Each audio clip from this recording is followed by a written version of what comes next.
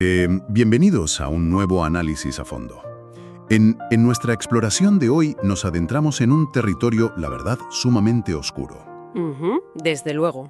Para la gente que nos acompaña, hoy estamos basando nuestra conversación en los expedientes y testimonios recopilados por el programa de crímenes reales Enigma, de la Televisión Nacional de Chile.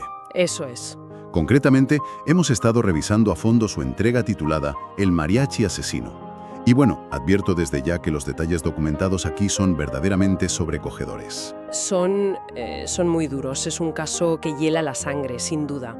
Pero nuestra misión en este espacio no es simplemente relatar un crimen atroz por el mero morbo, digamos. Claro, no es la idea. Al revisar estas fuentes, lo que buscamos es diseccionar la anatomía de una obsesión.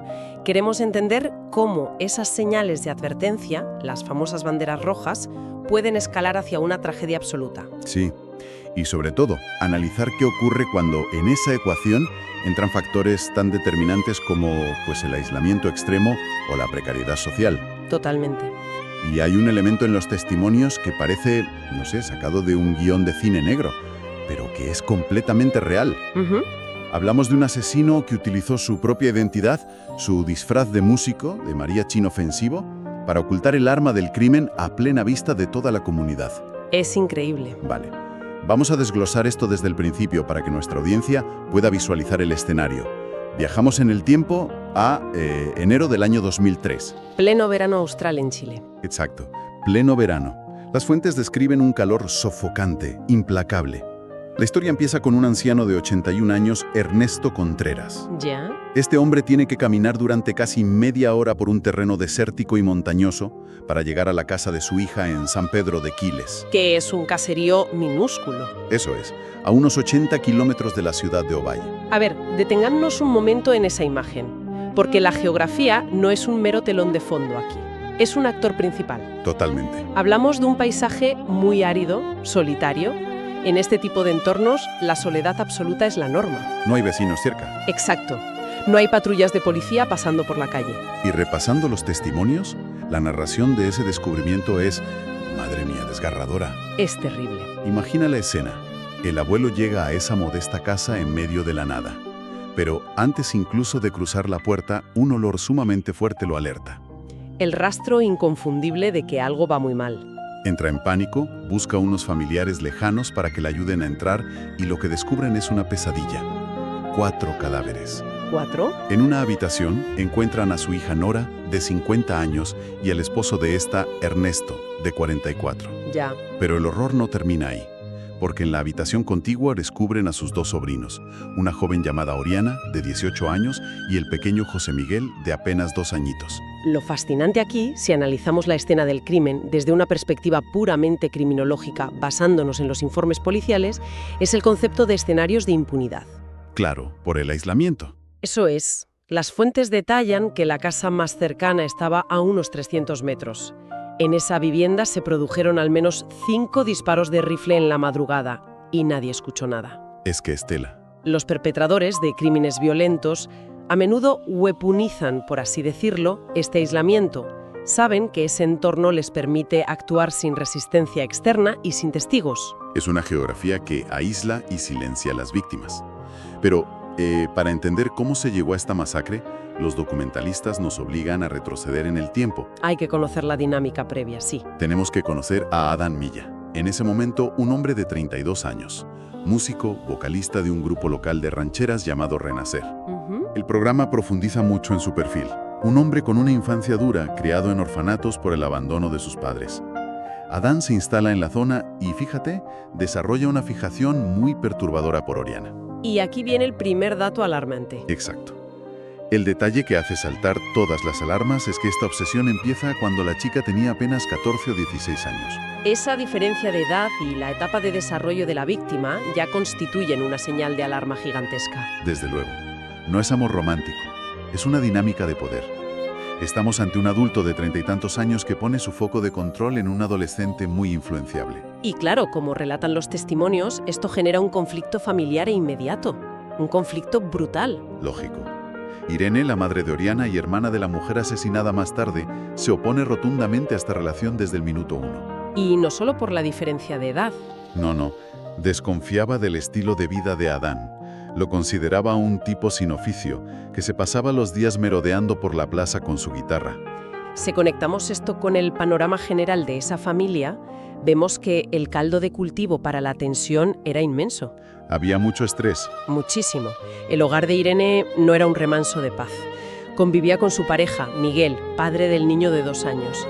Y la tensión llegó a tal punto que los atestados recogen un episodio clave. El altercado en la calle. Así es. Miguel se encontró con Adán en la calle y le dio una paliza tremenda. Lo dejó ensangrentado en la vía pública para exigirle a golpes que se alejara del adolescente. Madre mía. Esa humillación pública es una semilla de resentimiento vital para entender lo que vino después. Pero es que hay un factor adicional que añade una capa de tragedia insoportable a esta historia. El otro hijo de Irene, Felipe, es diagnosticado con leucemia. Una situación médica devastadora. Aquí es donde la cosa se pone realmente interesante, pero de una forma desoladora. Al revisar este segmento del caso, te encuentras con una paradoja trágica. Irene se ve en una situación económica desesperada.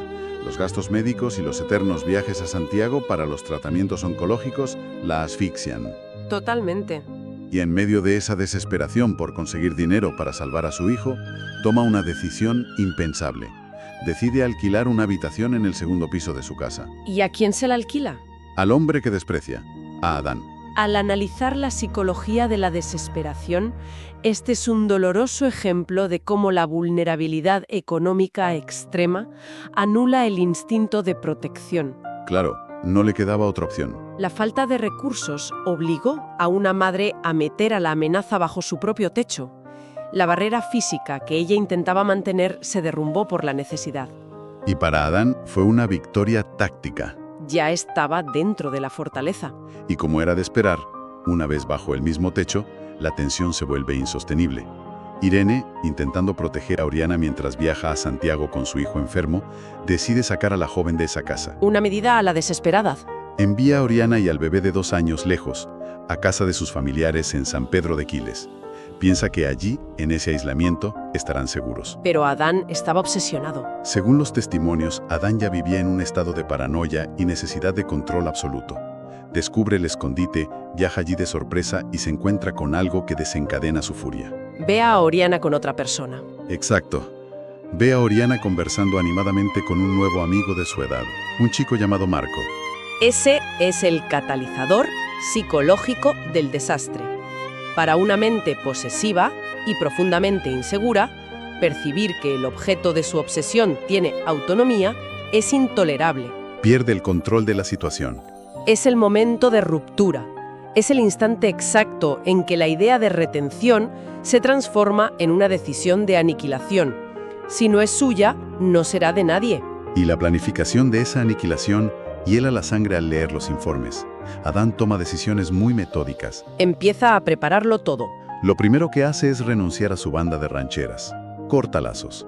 Luego, visita a un amigo músico, Pedro Gutiérrez, y le propone un trueque que pone los pelos de punta. Cambia bienes por capacidad letal. Le cambia un televisor enorme y un reproductor de DVD por un arma. Concretamente se hace con un rifle Remington calibre 22. Esto es fundamental para entender la gravedad penal del caso. La premeditación aquí es absoluta y sostenida en el tiempo. Lo que legalmente se llama alevosía, ¿no? Eso es. Lo que en términos criminológicos se define como alevosía. A ver, para quienes nos escuchan y quizá no tienen tan clara la diferencia legal, ¿podemos profundizar en esto? ¿Por qué la alevosía cambia tanto la perspectiva frente a un crimen pasional? Por supuesto. Un mal llamado crimen pasional o un homicidio por arrebato implica una pérdida momentánea del control, un estallido de violencia no planificado. O sea, algo espontáneo. Exacto. La alevosía es todo lo contrario. Es una partida de ajedrez macabra. Implica que el agresor planifica el crimen buscando asegurar el resultado y evitar riesgos para sí mismo. Buscando no dejar nada al azar. Cambiar un electrodoméstico por un arma días antes del crimen demuestra que la intención de matar estaba asentada y en fase de preparación logística. Y la logística del ocultamiento es donde entra el factor del disfraz que comentábamos al principio. El detalle del estuche. Según los peritajes de Enigma, Adán desmonta el rifle para que no sea reconocible. Y aquí entra lo macabro.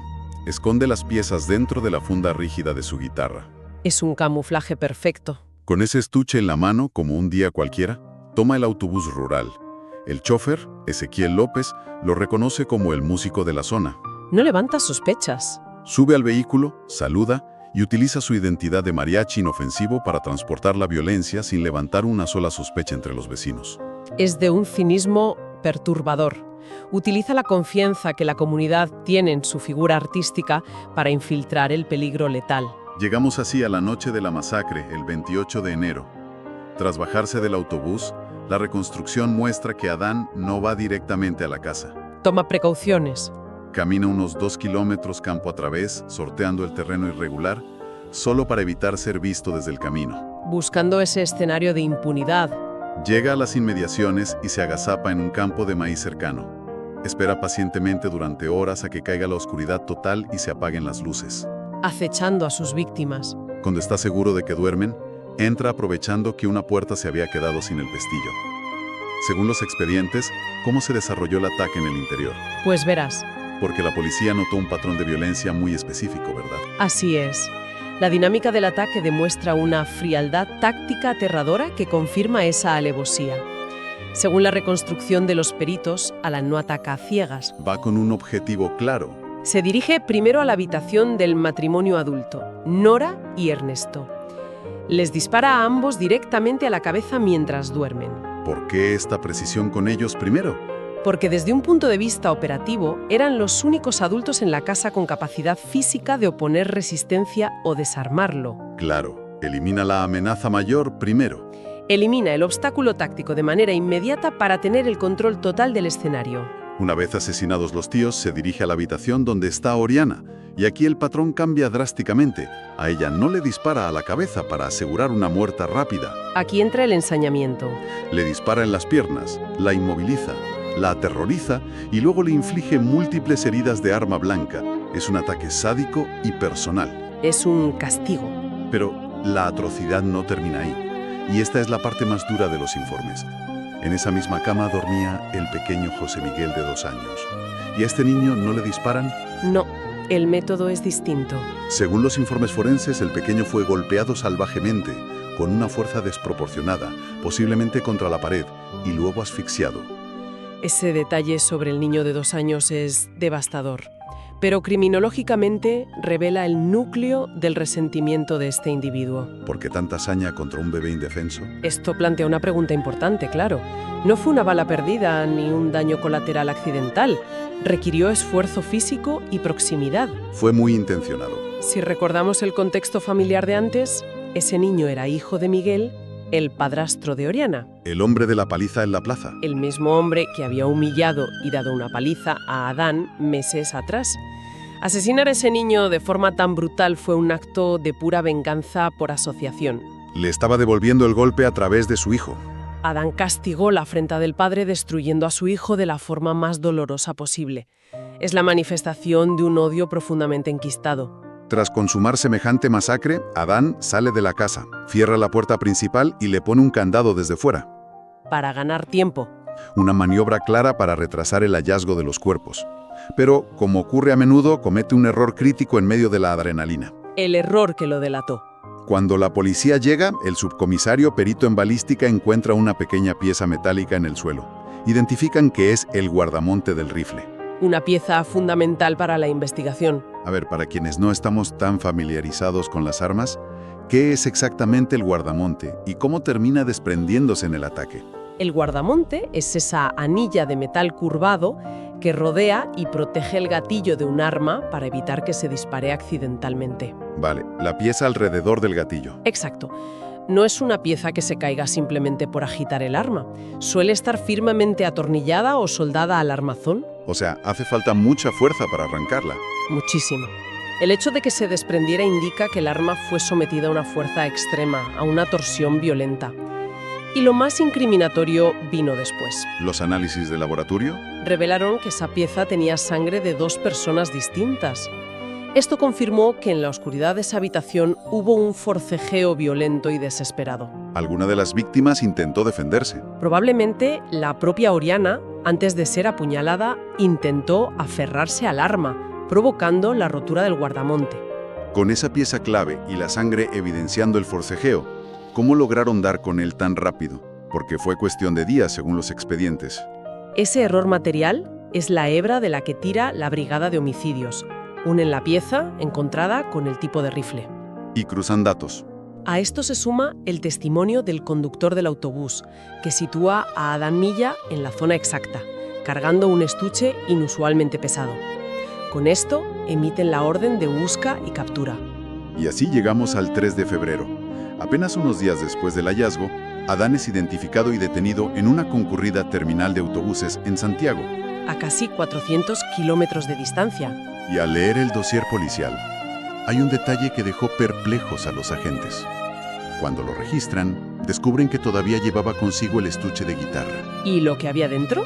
En su interior aún guardaba el rifle homicida sin el guardamonte, además de abundante munición. Esto desconcertó a la policía y plantea una pregunta escalofriante al analizar la mente del asesino. ¿Por qué no tirar el arma? ¿Por qué un criminal que acaba de masacrar a 4 personas no se deshace de la prueba principal? Lo habitual es tirar el arma a un río o enterrarla. Para eliminar evidencias. Pero él la conserva y viaja a la capital. La respuesta que deduce la brigada tras analizar sus movimientos es aterradora. Si conectamos esto con el panorama general, hay que recordar quién estaba en Santiago en ese momento. Irene. La madre de Oriana, la mujer que se oponía a él y que estaba allí cuidando de su hijo ingresado por leucemia. La teoría policial más sólida es que el viaje de Adán no era una huida, era la continuación directa de su plan.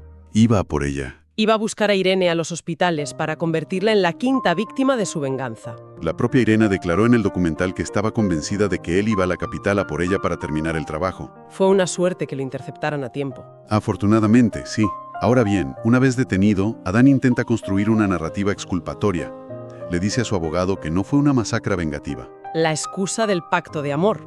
Afirma que todo fue parte de un pacto de suicidio por amor con Oriana, porque las familias no les dejaban estar juntos. Es vital fomentar el pensamiento crítico cuando escuchamos estas justificaciones. Hay que desmontar esta mentira categóricamente basándonos en las pruebas forenses. Es la excusa clásica, ¿no? Es la táctica de manual, el último refugio de un agresor para intentar romantizar la brutalidad injustificable de sus actos y evadir la responsabilidad. Adán declaró fríamente que, después de matar a todos para liberar a Oriana, se puso el cañón en el pecho apuntando al corazón. Pero que el arma no funcionó, según él. Y aquí es donde la pericia balística desmonta todo el teatro. Exactamente. Los peritajes balísticos demostraron de manera irrefutable que el arma funcionaba a la perfección. El mecanismo estaba bien, a pesar de la rotura del guardamonte. El mecanismo de disparo estaba intacto y tenía munición de sobra en la recámara. Si hubiera querido quitarse la vida, no había impedimento mecánico. O sea, todo fue un invento. Inventar un pacto romántico estilo Romeo y Julieta, parándose sobre los cadáveres acribillados de la adolescente, los tíos y un bebé masacrado a golpes, es una aberración manipuladora del peor calibre. Es un intento de reescribir la narrativa para parecer una víctima de las circunstancias. Es escalofriante pensar que intentara usar esa excusa en un tribunal. Pero la justicia no compró esa narrativa teatral. Durante el juicio oral en Ovalle el ambiente fue muy tenso. Pero las pruebas forenses y testimoniales fueron aplastantes. Adán Milla fue condenado a presidio perpetuo. Y su vida en prisión también tuvo un giro oscuro. Los informes detallan que fue recluido en la cárcel de alta seguridad de La Serena. Pero debido a la naturaleza atroz de sus crímenes, en especial por el bebé de 2 años, tuvieron que aislarlo. Por las propias dinámicas de la prisión. Existía un miedo real fundamentado en los códigos no escritos de las prisiones de que otros internos lo asesinaran en el patio. El aislamiento carcelario le pasó factura. Las fuentes indican que la presión de ese aislamiento, enfrentándose a los barrotes y a la soledad para las próximas décadas, lo llevó a intentar suicidarse en un par de ocasiones dentro de prisión. Ya sin armas fingidas de por medio. Entonces, ¿qué significa todo esto para la gente que nos acompaña en esta exploración? Más allá de relatar una crónica policial, esta revisión es un recordatorio urgente. Muy urgente en la sociedad actual. Nos muestra la necesidad vital de identificar esas dinámicas de control y manipulación coercitiva que con demasiada frecuencia se disfrazan de pasión desenfrenada. Y también subraya un factor sistémico gravísimo. Cómo el aislamiento no es solo geográfico, sino social y económico. La vulnerabilidad financiera de la madre. Esa extrema necesidad que obligó a Irene a meter a un depredador en casa para pagar los tratamientos de cáncer. o la lejanía del caserío que impidió que alguien escuchara los disparos. El aislamiento es siempre el mejor aliado de los agresores. Pero, si me permites una reflexión final sobre los datos que hemos desgranado hoy, hay un elemento de fondo que resulta de una ironía tan poética como macabra. Adelante, cuéntanos. Adán Milla era un hombre criado en el abandono de los orfanatos, que de adulto se ganaba la vida cantando en un grupo de rancheras. Sí, la música ranchera. Y para quienes conocen la tradición lírica de ese género, saben que está plagado de narrativas hiperbólicas, de amores no correspondidos, hombres despechados, traiciones y finales sangrientos a punta de pistola. Es verdad, muchas letras van de eso. Es aterrador observar desde la psicología cómo una mente fracturada asimila ese imaginario hasta el punto de convertir su vida real en la más oscura y literal de esas canciones. ¿Que la realidad supere a la ficción de esa manera? Es una muestra fatal de cómo, en las mentes más perturbadas, el individuo decide hacer que sus actos imiten a su arte hasta sus últimas y más devastadoras consecuencias. Una reflexión que realmente pone la piel de gallina para cerrar un recorrido tan duro por los archivos de este caso. Ha sido un análisis intenso. Agradecemos enormemente a toda nuestra audiencia por habernos acompañado en este análisis a fondo, desgranando los detalles que a veces pasan desapercibidos. Muchas gracias por escuchar. Invitamos a la audiencia, como siempre, a seguir cuestionando la información que consumen a diario, a no quedarse en la superficie de las historias y a buscar siempre las señales subyacentes. Hasta la próxima exploración.